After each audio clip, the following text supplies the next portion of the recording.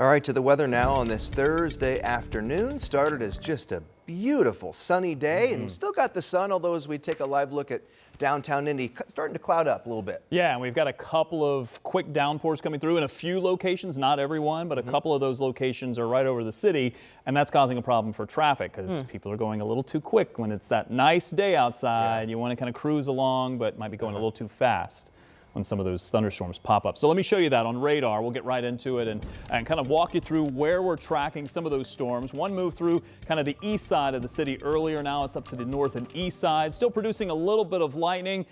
In fact, I'll go ahead and move the map here just so you can see where it is now.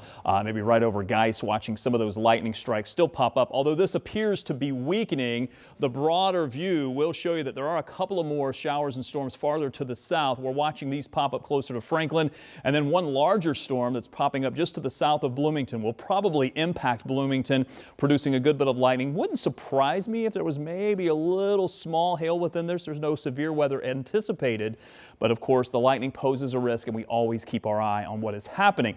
Overall, though, we've actually had high pressure in control. It was a little surprising that these storms were able to eat into some of that high pressure to be able to get firing, especially as far north as Indianapolis. It's also why that storm that moved over Indy has been weakening. Now the trend here, look at the temperatures, 77 for Indy, but there are some 80s across the city, 81 for St. Louis. This is where the warmer air is in place, but when you look to the north and west, this eventually will have to move our way. That's going to come with a chance of showers and storms to roll through. Not anticipating severe weather, but there is going to be a change from these 80-degree temperatures down to some much cooler temperatures by the time we get into the weekend. So forecast low tonight down to 60 degrees, pretty mild. Keep in mind our average high is only 66 or 67.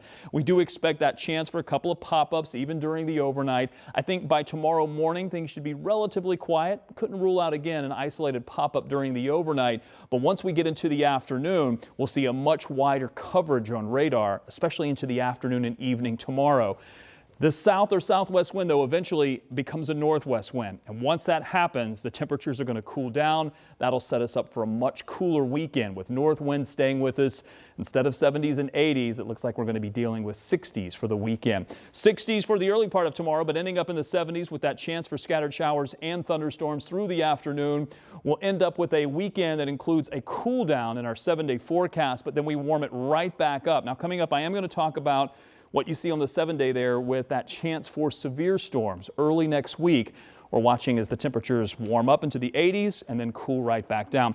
Let's also talk about traffic because I mentioned that those quick little downpours are causing problems. A lot of accidents showing up on the board, but I can show you two on the traffic cameras. This is the one that we've been talking about here. This is 70 westbound approaching the north split. You can see there is a tractor trailer that has, let's call it jackknife. There is Hoosier Helper and State Police on the scene blocking the left two lanes. That's already a significant pinch point, but that's only going to slow things down. We also have this vehicle, which you can see has apparently crashed on, this is 70 westbound at 465.